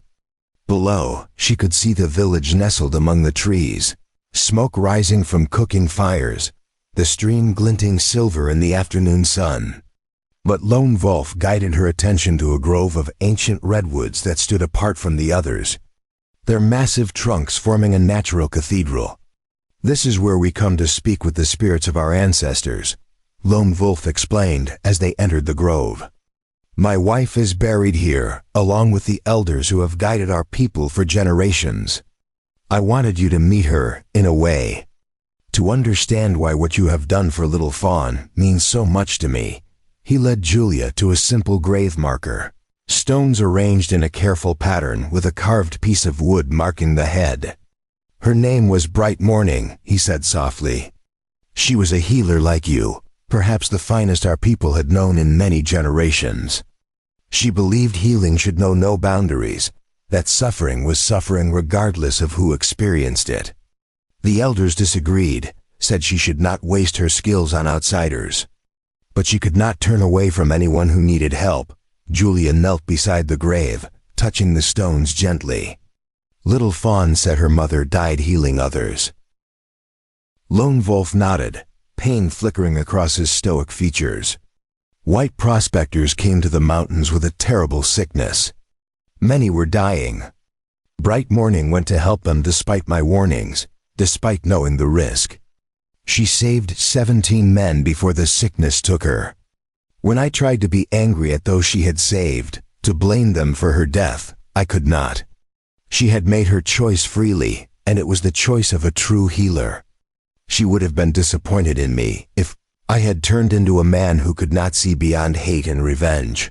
That is why you let me treat Little Fawn, Julia said, understanding dawning. Why you gave me the chance when others wanted you to refuse. You were honoring your wife's beliefs. At first, yes, Lone Wolf admitted. But you have become more than just a reminder of Bright Morning. You have your own strength, your own courage, your own way of seeing past the divisions that separate peoples. Little Fawn loves you not because you replaced her mother, but because you are Julia, the healer who protected her from bandits and gave her back her sight. And he paused, seeming to search for words. I have come to value you for who you are, not just for what you represent. Julia felt her heart racing at the intensity in his voice, at the unspoken implications beneath his careful words. Lone Wolf, you do not need to speak, he said gently. I only wanted you to know that you have found a home here if you wish it. Not as a visitor or even as an honored guest, but as one of us. Little Fawn has begun calling you second mother when she thinks I cannot hear. Grandmother Willow has already adopted you in her heart. The village accepts you as Cahto in all but birth. If you wish to stay permanently, to make your life among us, you would be welcomed with joy. Julia looked out over the valley, at the village that had become more home to her than any place since Thomas died.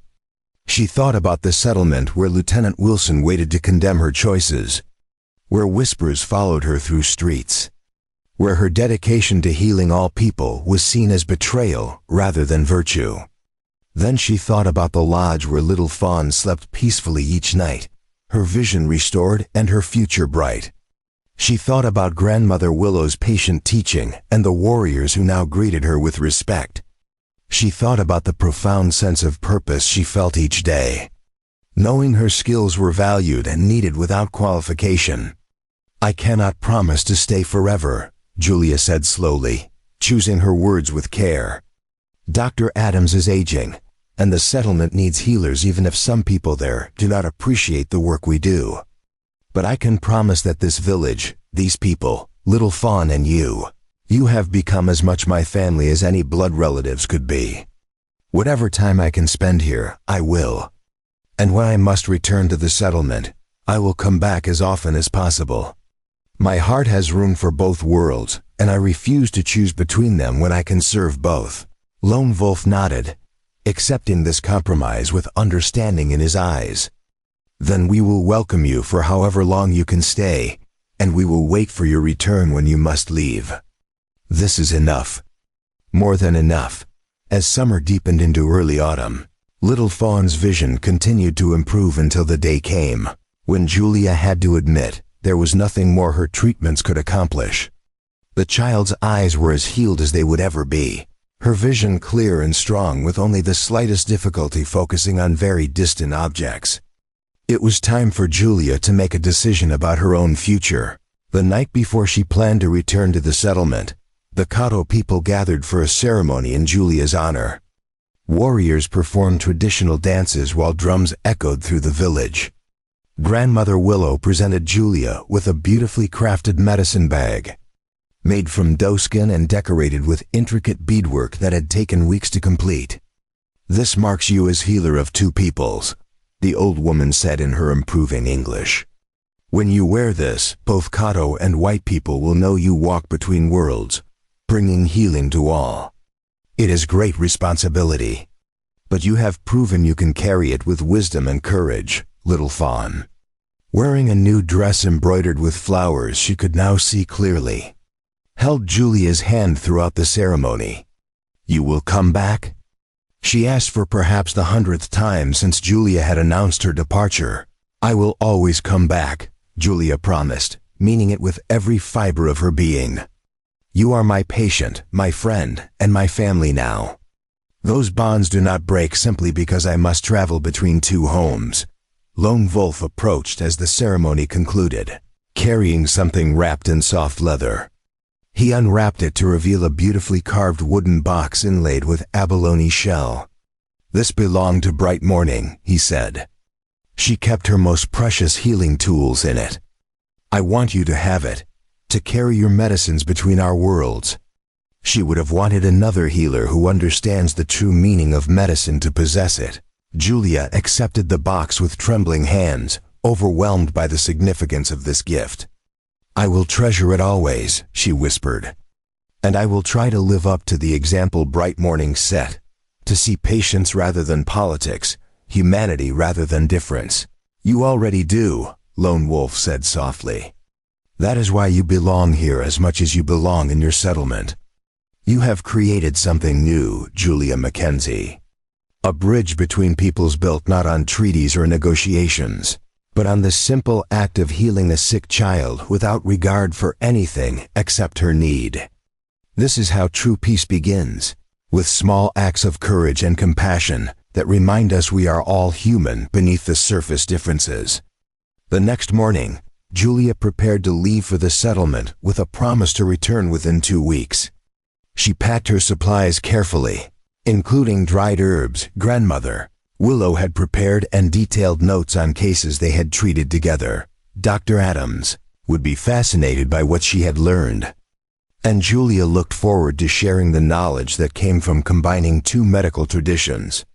Little Fawn walked beside her to the edge of the village, the child's steps now confident and sure as she navigated the familiar paths with fully restored vision. When you come back, will you teach me to read? She asked suddenly. Father says you have knowledge written in books. I want to learn so I can read about healing and maybe become a healer too someday. Julia stopped, kneeling to meet Little Fawn's eyes. Those eyes that now saw clearly and held such intelligence and determination. I would be honored to teach you, she said. And I think you would make an excellent healer. You already understand the most important lesson, that healing requires not just knowledge but compassion and the ability to see the person behind the illness. Lone Wolf had assigned Swift Otter and Gray Fox to escort her again, but this time it felt different. They were not guards watching a captive or even protectors ensuring safe passage. They were friends seeing off a member of their community who would return soon. The distinction mattered more than Julia could have imagined just weeks ago. As they rode toward the settlement, Julia looked back once at the Cahto village. She saw Lone Wolf standing tall at the village edge, Little Fawn beside him waving enthusiastically now that she could see Julia in the distance. Grandmother Willow stood with other villagers, all of them watching her departure with faces that held affection rather than suspicion. The settlement of Redwood Creek looked different as Julia rode in this time. Or perhaps she was the one who had changed, who now saw her own people through new eyes. The wooden buildings seemed temporary and fragile compared to the ancient redwoods that sheltered the Cahto village. The busy main street felt chaotic after the ordered rhythms of indigenous life. Even the faces that turned to watch her return seemed harder, more closed, less willing to see beyond surface appearances. But Dr. Adams waited outside his clinic with a welcoming smile that reminded Julia not everyone in the settlement was narrow-minded. Some people, the best people, understood that healing and compassion knew no boundaries. Welcome home, he said, embracing her warmly. Though I suspect home means something different to you now than it did before you were captured all those weeks ago. Home has become more complicated, Julia admitted, and more wonderful for that complication. I have so much to tell you, Dr. Adams, so much we have learned about combining different healing traditions. I think what we have discovered could change how medicine is practiced on this frontier, if people are willing to learn. The old physician's eyes lit with the enthusiasm of a true scientist encountering new knowledge. "Then come inside and tell me everything. And Julia," he added as they walked toward the clinic, "I am proud of you. What you have accomplished goes far beyond treating one child's blindness. You have proven that the divisions we create between peoples are artificial, that at our core we all want the same things: health for our children, peace for our communities, and the chance to live with dignity. Never forget the importance of what you have done." Over the following months, Julia established a pattern that would define the rest of her life. She divided her time between the settlement and the Cahto village, bringing healing to both communities and slowly, patiently building understanding between peoples who had known only conflict. She trained both Dr. Adams and Grandmother Willow in techniques the other had not known, creating a synthesis of medical knowledge that proved more effective than either tradition alone. Little Fawn did learn to read, devouring every medical text Julia could provide and showing a natural aptitude for healing that reminded everyone of her mother. Lieutenant Wilson eventually left the territory, transferred after his increasingly erratic demands for military action against peaceful native bands drew official censure.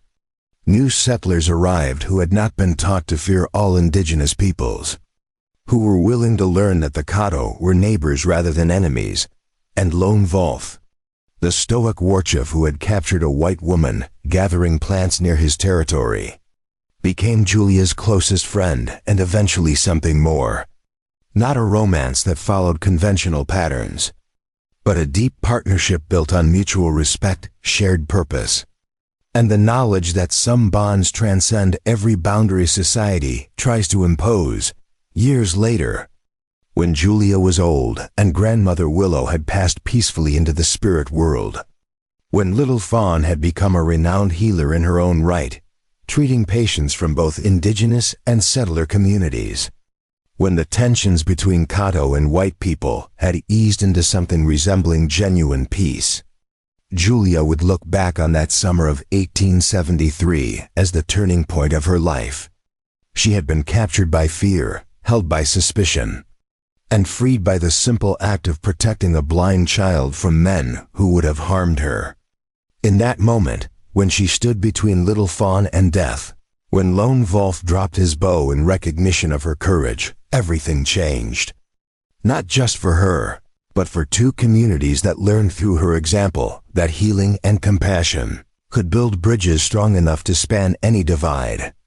And on quiet evenings when Julia sat with Little Fawn, now grown and with children of her own, teaching the next generation of healers from both cultures, she would touch the bare claw that still hung around her neck after all these years, and remember the terror of being captured, the joy of watching sight return to a child's eyes, the profound satisfaction of finding her truest purpose, not in the place she was born, but in the place where her skills were most needed and her courage most fully realized.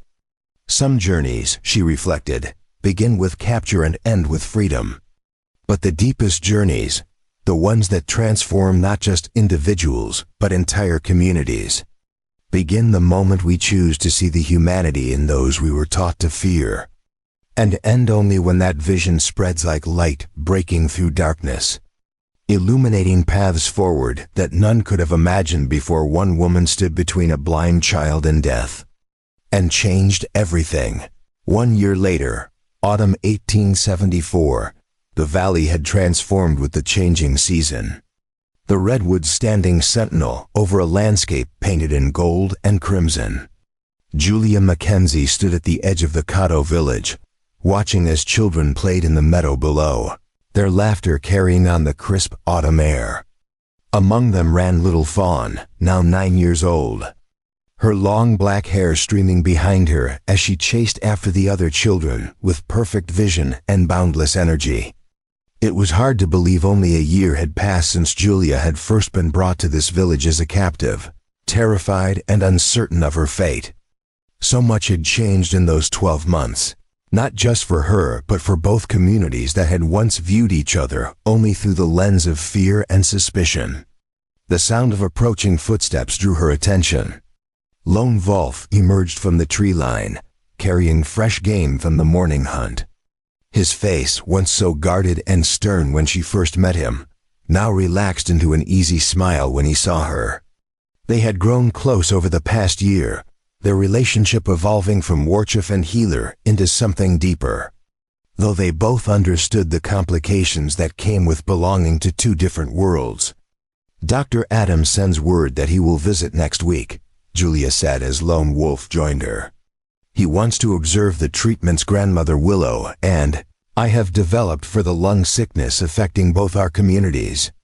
3 families in the settlement have recovered using our combined methods. Lone Wolf nodded with satisfaction. And the Council of Elders has agreed to allow more white healers to learn from grandmother Willow, if they come with respect and open minds. This would have been impossible a year ago. Your courage opened doors that seemed permanently closed.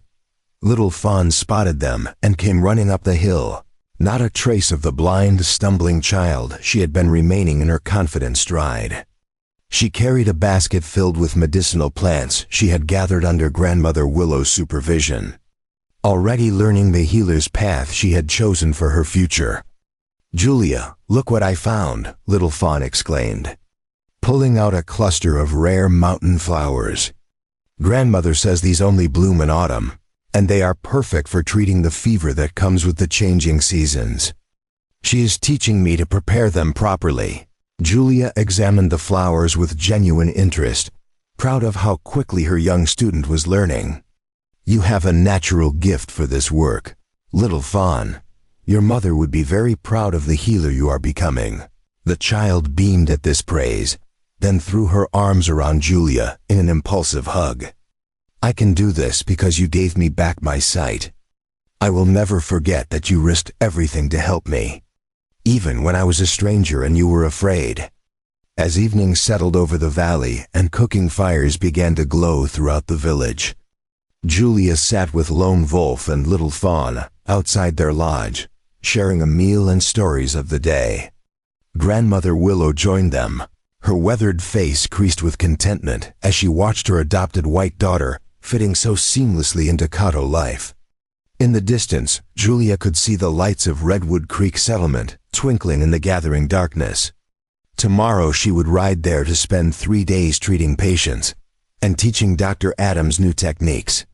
Then she would return here, to the village that had become her true home, to continue building bridges between worlds that had once seemed impossibly divided. Lieutenant Wilson was long gone, transferred to a distant fort where his hatred could do less damage. In his place had come reasonable men willing to see the Cahto as people rather than obstacles to expansion. Peace, fragile but real, had taken root in this valley, nurtured by the simple act of one woman choosing compassion over fear.